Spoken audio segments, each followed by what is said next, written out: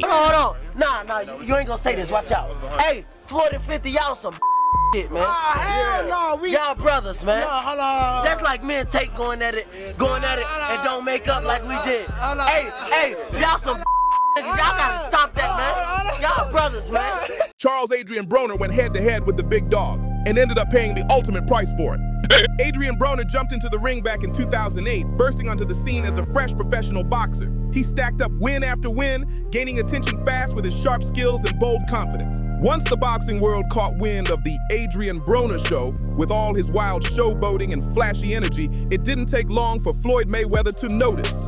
Floyd reached out and brought him into the money team, giving Broner that golden ticket to the top. Everything was looking like a dream come true. But then came the wild night that changed everything. During one intoxicated interview with Gervonta Davis, Broner let loose and actually called Floyd out by name. That move shocked everyone. I always thought those two were way too close. Something about their bond just didn't sit right. When Floyd Mayweather heard the talk going around, he laughed it off and called AB a straight-up joke. But that didn't sit well with Broner, not one bit. Once he caught word of Floyd's response, he fired back hard and demanded to be released from his contract. Things were getting messy fast. Broner kept talking, dropping diss after diss, claiming that Floyd and the money team left him hanging when it came time to support his fights. He felt betrayed and completely abandoned. Because I don't know what type of boy on, but look, if any punk come run up on me, trying to touch me on all that, I'm letting you know right now. If I ain't got my gun on me, I'm knocking you. If I got my gun on me, I'm shooting your face. And that's on God now. I'm not playing with none of these. All on that gate. Then, at a heated press conference, Broner went off on both the media and the money team. No filters, no hesitation. Everyone watching knew exactly which side Floyd was standing on, and it wasn't Broner's. "That soft talk ain't me," Adrien Broner snapped back, standing tall in front of reporter Al Bernstein, a well-known media figure in the boxing world. During that interview, Broner didn't hold back. He straight up said there was racism running deep inside the league. That statement turned heads fast. At first, Al brushed it off, saying, "Okay, that's fine," but behind the scenes, things got shady. After Broner spoke out, the media quietly started dimming his spotlight, barely mentioning his name anymore. Feeling shut out, he jumped on social media and told his fans that there was some funny business going on in the boxing game. He had broken the unspoken rule, what he called eye on that gate, meaning he wasn't scared to expose the truth. But once he went against the powers that be, they made him pay. Lawsuits came flying in, people started turning on him, and soon Broner was losing most of his money and reputation. "All that money you keep flashing on Instagram, where's it really coming from?" the judge asked sharply. "Whose money is that?" Broner stammered, trying to explain. "It's..." Listen, man. I wasn't gonna do this over the internet. Because at the end of the day, it's pointless. I got your number, you got my number. But I've been reaching out to you, I've been calling you, you ain't been answering the phone. So, I learned this from you, right? You told me this out your own mouth. You said, we are inboxing to get the biggest reward for less punishment. That's what you told me. So, you was gonna talk about... "It's getting sent to me." The judge pressed harder. "By who? Who's sending you money?" And all Broner could say was, "My friends." That moment showed just how bad things had gotten for him. After that, Broner struggled for years just trying to find a fight big enough to cover his bills. He was running out of options until he made a desperate move and signed with Don King, hoping that deal would bring him back to the spotlight. But that decision came with a heavy price. It didn't take long for Broner to realize what kind of business Don King was really running. Shady and full of secrets. So he started begging to get out of the contract, but by then it was already too late. After his last fight, Don King basically shelved him, locking him out of opportunities and leaving him broke all over again. Back in Cincinnati, Broner was struggling to survive, trying anything just to stay afloat. Still, he spoke on it with raw honesty, saying, "I love Don King so much. I'm still trying to become world champion under his umbrella, but the way things going right now, I gotta think about myself. Cause he already a billionaire and I ain't got a dime. And yeah, I know I could call up some of my close friends for money, but my pride's in the way. This is diabolical. Make it make sense. Even though I lost my last fight, no disrespect, but that still isn't a bigger draw than me. Every word showed how deep his frustration ran. A man who had it all but couldn't seem to keep any of it. After that emotional breakdown, things only got heavier for Adrien Broner. He was fighting his own battles outside the ring, not with gloves, but with life itself. Every promise, every handshake, every deal seemed to fall apart right in front of him. He started realizing how fake the industry really was. The same people who once cheered his name were now silent when he needed them most. Reporters stopped calling, promoters ghosted him, and the world that once hyped him up suddenly acted like he never existed. It was a cold reminder that fame doesn't guarantee loyalty. Broner began posting on social media again, this time not to flex, but to vent. He talked about the mental strain, the financial stress, and how hard it was trying to rebuild when everyone had already counted him out. He even said he felt like the system was built to break fighters like him, ones who spoke too loud or stood too proud, but even through the darkness, he kept a spark of that old energy. He said, "They can't stop me forever. I might have fallen, but I'm not finished. I still got fight left in me." That statement alone had fans buzzing again. Some rooting for his comeback, others doubting he could ever rise again. Still, Broner wasn't done. He started training harder than ever, trying to prove that no matter how many times he got knocked down, he could still stand up and swing back. The question now was, would the world give him another shot? One of my accomplishments in downplay something that I did. That's up when ain't no TMT fighter got 4 world championships in 4 weight classes. Only you. So how could you downplay some that I did? No matter, I don't give a if I fought your assistant for my last fight. I'm still a 4-time world champion. I'm at the end of the day, when it's all said and done, just like you say, when it's all said and done, I'ma go in the books, I'ma go in the history books as a 4-time world champion in 4 different weight classes if I quit boxing today. As the comeback whispers grew louder, Adrien Broner tried to rebuild his image, but it wasn't easy. Every move he made was being watched, every post analyzed, every rumor twisted into something bigger. He was walking on thin ice, trying to balance redemption with reputation. He started showing up at smaller events, shaking hands, smiling for cameras again, and promising fans that the old AB is gone.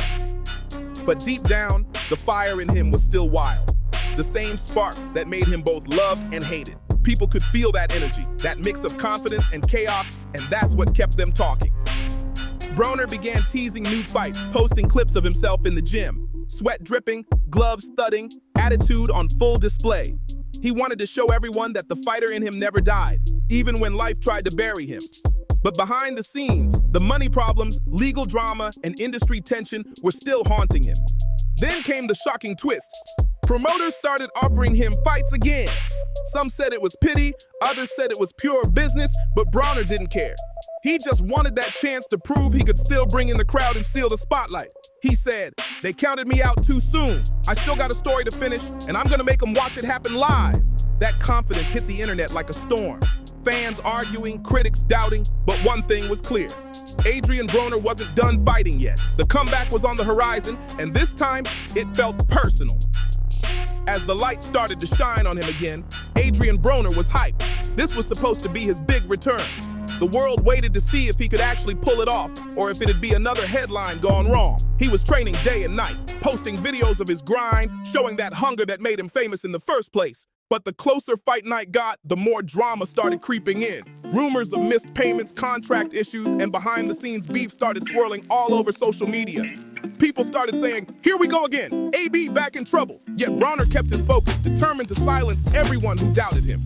When the bell finally rang, he stepped in that ring with something to prove. Every punch, every move looked like it carried years of pain and frustration. The crowd was split, some cheering, some booing, but everyone watching. It wasn't just about boxing anymore. It was about pride, survival, and legacy. Even though the match didn't go exactly how he wanted, Broner stood tall in that ring, sweating and breathing heavy, and shouted, "I'm still here. I ain't quitting, no matter what." That raw emotion hit different. Fans could feel his struggle, his heart, his fight. No matter how many times he fell, Broner refused to stay down. He was still chasing that redemption, still chasing respect. And this time, he wasn't fighting just for fame, he was fighting for himself. After that fight, the energy around Adrien Broner shifted again. Some saw him as a warrior who refused to give up, while others said he was just chasing ghosts from his past. But one thing was undeniable. He still had people talking. Broner started moving different, not just in the ring, but in life. He talked about wanting to grow, to focus on peace, and to get back everything he'd lost. He even said in an interview, "I'm learning how to stay out the way and keep my circle tight. Too many fake people around me before. Never again." That line hit deep because everyone knew how real it was. He began mentoring younger fighters, giving advice on how to avoid the traps he fell into. Fans were shocked. This wasn't the loud, flashy Broner they were used to. This was a man trying to find balance after chaos. But make no mistake, he still had that edge, that spark that made him unpredictable. Even with all the growth, controversy never stayed too far away. Old business partners started resurfacing, calling him out online, trying to drag his name back through the mud. But this time, Broner handled it differently. Calm, collected, and strategic. He posted, "I'm done arguing with people who ain't feeding me or fighting me." It looked like Adrien Broner was finally learning that his greatest fight wasn't in the ring, it was in real life. And maybe, just maybe, he was finally ready to win that one. As time went on, Adrien Broner started realizing that his story wasn't just about boxing anymore. It was about survival, growth, and learning who really stood beside him when the lights faded. He had been through fame, money, betrayal, and downfall, but somehow he was still standing. He began traveling more, reconnecting with people he trusted, and talking about building something bigger than himself. Maybe his own promotion, maybe mentoring the next generation of fighters. He said, "I made mistakes, but I ain't finished. I want to leave something behind that's real."